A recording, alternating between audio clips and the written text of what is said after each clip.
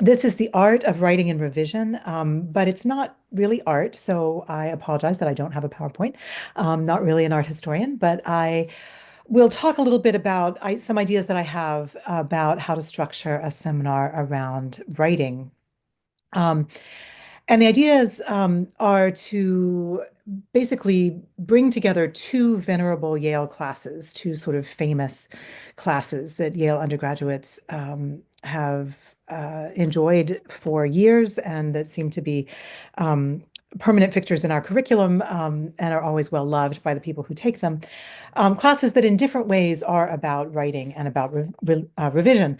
The first one is English 120, which is a class in reading and writing the modern essay. And that's really important. It's important that it's reading and writing because we teach writing by writing in the first place, and also importantly by reading. So we read for craft as we talk about it. We read as writers, thinking about how a piece of writing is put together, how we might imitate its effects, how it works. And once we've read for craft, we will be able to think about our own writing in a more crafty way, right? In a way that's a little bit better informed by the things that we see other writers doing professionally. So in both of these courses, we read a number of professional essays and think about how they're put together. The other thing, of course, that we do is reading for revision. So we read our own work and the work of our peers, thinking very hard about how they might be, about how they are working, I'll say, and about what is working well and what is maybe not working so well. And so we read as editors, as writers, and revisers, trying to think about how to improve any piece of writing that we might be working on. So in English 120, reading and writing the personal essay or the modern essay, we think about essays in a number of different genres and read examples and then write our own. So for example, the category of the personal experience essay or the memoiristic essay is one that we might think about. And we might read people like Chang-Rae Lee, Zora Neale Hurston, Maya Angelou, Lars Eigner, Nancy Mayer, Jhumpa Lahiri. Those are essayists that we've read in the past when I've led a seminar of this kind. And when we're reading personal experience essays and thinking about memoir, we're always thinking about how the self and the experiences of the self can be harnessed to make a public point. So the difference between writing in your diary and writing a personal experience essay is the difference between speaking to yourself and speaking to a larger audience. What does that larger audience want to hear? What is the public point? How do you weave your understanding of your own experiences and your memories of them into something that makes a larger, more public point? So that's the question we bring to the professional essays that we read, and it's also a question that we bring to the essays that we write and then read together in a workshop. Another example is the profile essay. So whereas in the personal experience essay, you're drawing on your own experiences and your memories, in the profile essay, you might draw on an interview that you have with a person. And then again, you're trying to represent that person for an audience that might be interested in drawing a larger public point from what you have to say about them. So in that unit, we might read Annie Dillard or Tom Wolfe. We might read Rebecca Skloot or Walt Whitman, Paul Fussell, George Orwell, Virginia Woolf, writing about people in various forms. Another way to think about the personal essay or another genre of personal essay is the genre of cultural criticism. And in that case, the public point is at the forefront in an essay that's attempting to critique culture. But then the question really is sort of flipped around. How do you make it personally meaningful then, right? How do you mount a cultural critique that speaks to people, that's persuasive? And we might read Henry Louis Gates, Martin Luther King, Atul Gawande, Chief Seattle, David Foster Wallace, lots of different people we can read, making different kinds of cultural points through their writing. Um, and the idea is, as I think I mentioned in passing, that we will have workshops. So we will read the professional essays, and we'll talk about them, but we'll also read each other's essays. So this is a seminar where you should be prepared to write often, and to be open and generous and unafraid and risk-taking about sharing your work with your colleagues. And we'll all be very generous with each other. But I think we'll really get a lot of work done. So in my experience, people reading each other in workshop in this kind of situation really treat each other respectfully, but pull no punches in terms of talking about how an essay hits them and how they might improve it.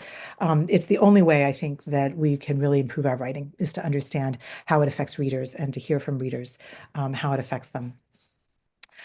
So another aspect of this kind of workshopping that we might do is to think about the sound of the sentence, the sound of the paragraph. And we might think about these different building blocks of writing, not only as written forms, but also as oral ones. So we can workshop each other's written work.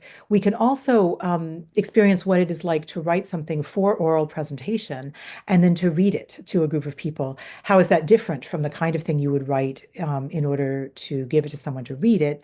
How are your compositional writerly practices different if you're writing for oral presentation?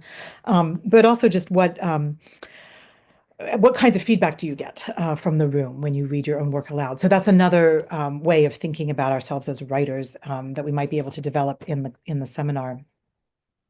The other class that I'm thinking about in drawing this seminar together, and this is new for me, but it's very interesting to me, is a very venerable Yale class called Daily Themes. So 120 has been around for decades.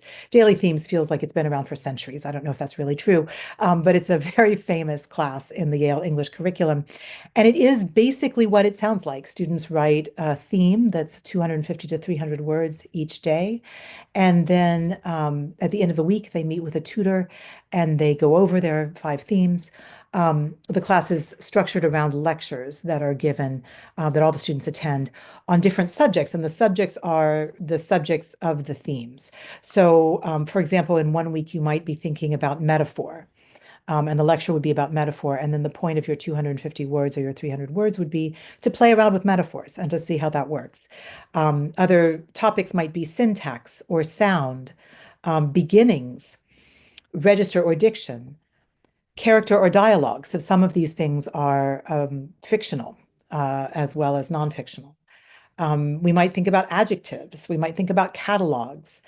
We might think about clarity as a topic. So the daily themes are structured, are responses really to what the students are thinking about in terms of these various topics. And the idea is to be adventurous and to really take risks and to really try things that are new. And then, as I say, in daily themes, those are discussed with a tutor. In this situation, again, I think we would want to imagine a workshop environment where everyone had gone off and written a short theme about, say, adjectives or thinking about adjectives, and then we would come together and think about how adjectives worked in the various pieces. And this is it's a little bit unusual for a Teachers Institute seminar because it is one that involves some writing apart from your curriculum unit. But the writing is really the learning in this case, and the writing and revision is taught um, by trying it, by really trying your hand at all these different forms. So I'm really excited about it. I think it will be fun. It will be innovative. It will be what we want it to be. I think it's appropriate for any a teacher of any subject. I mean, writing is something that we all teach in our different ways to our different students. I think it's also appropriate for any grade level. I could imagine thinking about writing with very young students and also obviously with much older ones. I also think I have taught a similar course on the 120 model in the past, or led a similar seminar. It was a while ago. And I do think we always are developing and improving as writers. So I wouldn't think that there's really a reason for someone who took that course and was interested in writing more to think they shouldn't take this one. But it also will be a little bit different because, as I said, I'm thinking about this framework of daily themes as well as the sort of modern essay framework of the first iteration of the seminar.